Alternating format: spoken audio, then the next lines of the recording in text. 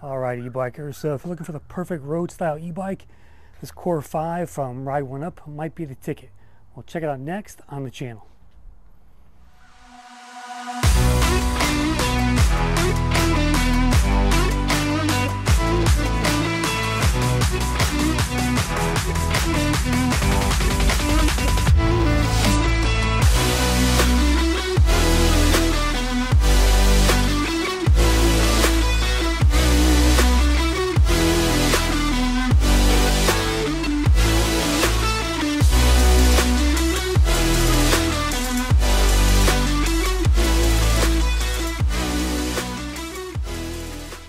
Alright guys, so here's the latest bike in my garage, the Ride1Up Core-5, sleek, sexy, and minimalist. So there's no lights in this bike. They give you some reflectors with it, but very minimalist, great looking e-bike from Ride1Up. My first experience with them as a tester here, and I'm looking forward to getting this on the road. Now, I did pay for this bike. They gave me a discount, but I did pay for it. So my money is on the line here. And I'm looking at this as kind of my fitness e-bike, right? If I want to do some more, get my heart rate up more, and you know, just get some miles behind these pedals. This is a great little road e-bike, I think, for that purpose. So this is the great looking. This is the high step. Comes in a step through as well, and comes in 3 colors. This is the blue on black with this kind of cool electric blue look. They've got a gray on black, and then a whitish, greenish on black kind of thing going on their website. And this is a steal. This e-bike is only $1,045 right now. It's on sale. I think it's normally $1,195 if I'm not mistaken. But for $1,000, I mean, wow, this is a really good looking e-bike. You know, it's a different, you know, type of $1,000 bike versus electric, which is of course fat tires, or 3-inch fat tires. And this has me a different purpose. This is not an on-trail bike. There's no suspension with it. You get a rigid fork, but it's very lightweight, and you know, it's meant for the road essentially. So you gotta like that aspect of it. One note on this bike: so this bike, when it came in the box, had a lot of pieces not installed yet. So out of all the e-bikes I've gotten so far, I had to put about an hour into this one just getting it ready. Which meant I had to put on the crank down here. That was unattached. That was a pretty easy, you know, install. Just stick the bolt in and screw it on. But the front fork was not installed, something I'm not used to. I'm not a bike technician, but I initially put the fork on incorrectly. There were some spacers and pieces of plastic here that you need to put on top, not on the bottom of it. So you take all those pieces off the bottom and install them up here on the top in the correct order. And they do have a video on the Ride1Up YouTube channel to walk you through that, so just keep that in mind. It takes a little bit more effort here to put this one together, so you know, if you are not a bike person, you may have some trouble with this. You may need to bring it to a bike shop to get it all installed correctly, so just keep that in mind. But you know, in any case, it came out just fine, works just fine out of the box. No issues with it so far. It's a lightweight e-bike, 49 pounds. So this is now my lightest e-bike overall. I'm kind of obsessed with like lightweight stuff right now. My S-Bin Sport is, I think, 56 pounds. So this is kind of next lowest among that. It actually has a very similar frame to the S-Bin Sport, with the battery located here in the down tube, in the very exact same just style of battery and keyhole over here. When I put the two side by side, the Sport and this frame is slightly smaller, and I think the battery on the S-Bin Sport comes up to about here, but basically the exact same frame, just a little bit smaller with different specifications there. So, okay, let's see here. So it's a Class 3 e-bike, up to 28 miles an hour, and it's got a Shengyi hub drive 500-watt motor back here, which peaks at about 880, they say. So pretty nice motor. Power comes on gradual. It's not very immediate. It's only got about 60 Newton meters of torque, but that's fine for an e-bike of this size, I think, overall. Range, they say, is 20 to 40 miles on this 10.4 amp hour battery here. You can buy a bigger one on the Ride1Up site. They sell a 14 amp hour that fits in this as well. So if you do want to upgrade the battery, you can do that through the Ride1Up website, ride1up.com, by the way. Tires here are 27 by 2.2. These are nice Kenda road tires. Really nice grip here. I'll show you the grips, the treads later. But just a really nice road type style tire, and I gotta like that. Textural brakes, 160 millimeter rotors on front and rear, 11 by 32 tooth cassette, and a Shimano Altus shifter down there on the derailleur. Of course, 7 speeds up here, your typical Shimano SIS 7-speed transmission up on top. Left side thumb throttle, which I really like. Again, I'm a fan of thumb throttles, just a little bit safer in my opinion. You don't hit them by accident as you do with a throttle, with a twist throttle. And black and white LCD display. The chain ring is a 44 tooth chain ring, and the controller inside is rated for 22 amps, so pretty decent power out of there. By the way, you can adjust the pedal assist levels in the LCD display up here. There's a tutorial on the Ride1Up YouTube page as well for the 500 series and the Core-5, which this is, and so you can go in there and change the pedal assist levels to different power levels. So haven't done that yet, but I'm looking to may try that and dive deep into the settings there. Swept back handlebars, ergonomic cafe bars they call them, with 50 millimeter rise. Weight capacity of 275 pounds. Says it's good for riders 5'6" to 6'4". Minimum seat height 32 inches. You know, it fits me pretty well. It's a slightly smaller profile bike than I'm used to, but I like the overall shape and design, and again, it fits me pretty well. Also, the tires have something called K-Shield protection for puncture resistance. So on the website, it looks like there's just some kind of it looks like almost a Tannis liner installed and something in there, but it's green. So I'm not sure exactly if it's equivalent to a Tannis liner, but nice to know they're in there, because they are, you know, they're 2.2 inch tires. I think they're rated for about 50 psi or so, maybe 60. I haven't checked that yet, but just a nice, clean, minimalist looking roadie bike here, and I can't wait to get it on the trail. So we're going to do a hill climb test, a brake test, and then I'm going to take it down to a local paved trail and see how it rides for you. So stay tuned for that, coming soon. All right, going to do my hill test here. This is my kind of long hill with two parts to it that we're going to hit.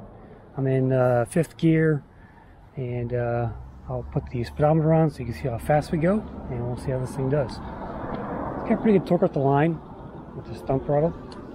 And it's a light bike, so it should have good torque in it. Let me actually bump it up to pedal assist 5. Forgot to do that. All right, here we go. Gaining speed, which is a good sign. You know, this basically has the same power as electric XP, 500 watt.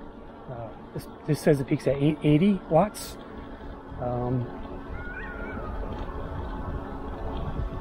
At 10 miles an hour, good cadence here off 11.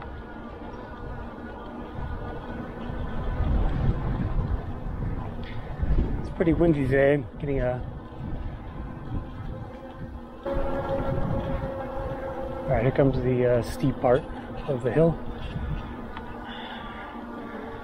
I think my last e-bike I did here was about 10 miles an hour. I'm at 9 already.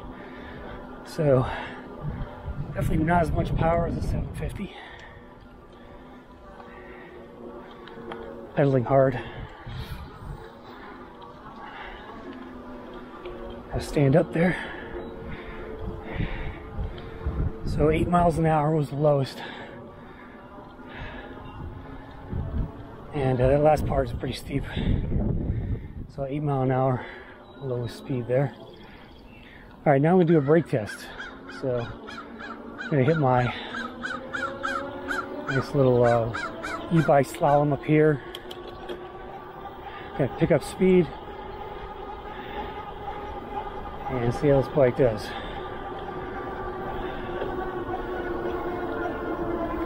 I'm going to take it to a rail trail, paved rail trail after this. And we'll do some more speed tests as well.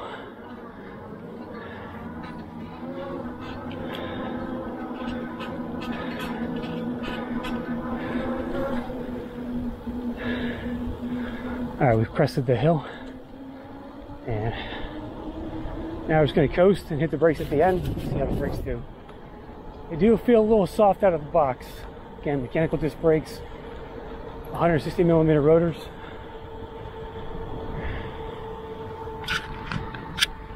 All right, 22 miles an hour.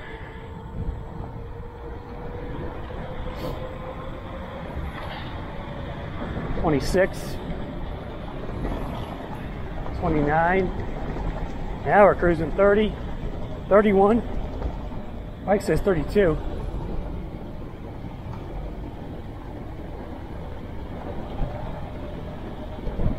And we hit those brakes right there. Great.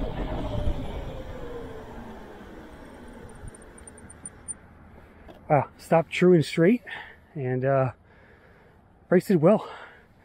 They feel a little mushier on just softer runs, but this one's definitely a little bit softer. I think the front one, but brake works well.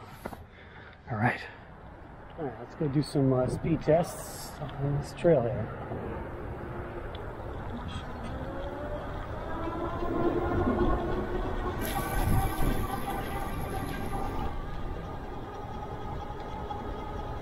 So throttle only up this gradual hill. Going over 20.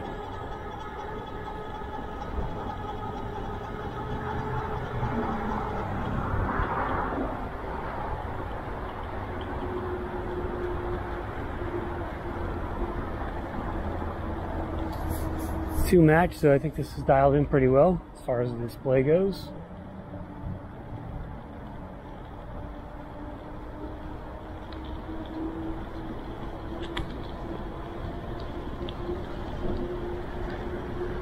Put it in DS5.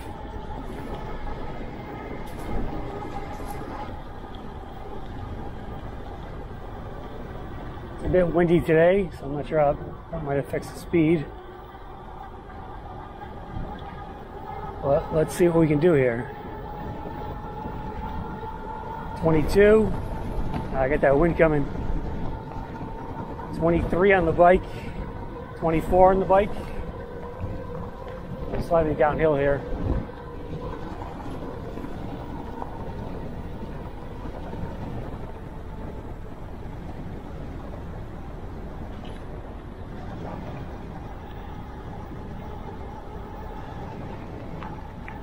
Man, it's windy.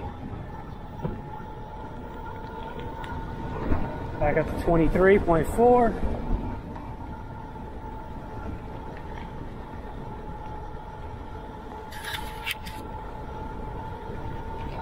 Got a nice flat stretch here. 25. Pedaling pretty hard. 26. 6.3.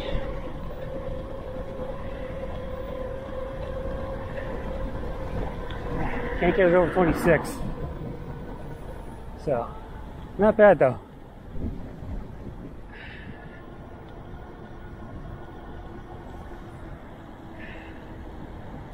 Look at the PS levels. Stop here. PS1, it's like 7 miles an hour. 8, I'll do 9. PS2, 11. Power comes on really slow, but it does come on. 11.9. PS3, you can adjust these in the settings. So PS3, I'm going to hit 15 miles an hour. 16 actually. 17. PS4. It's like about 19.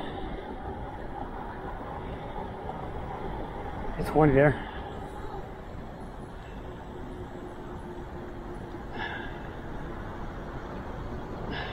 Just effortlessly smooth ride on this thing. Perfect for paved trails like this. Very lightweight, very agile.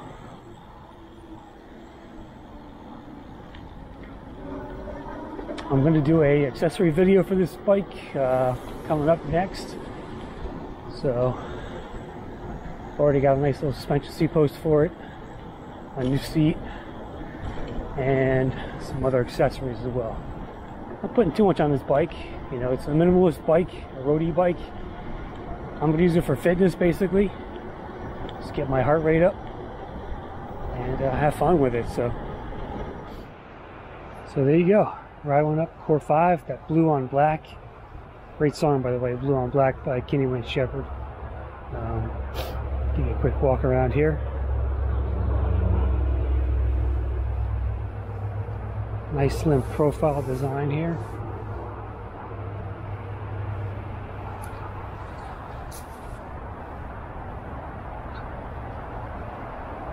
Just a really good looking bike. I mean, it might be the design-wise, best looking bike I have right now.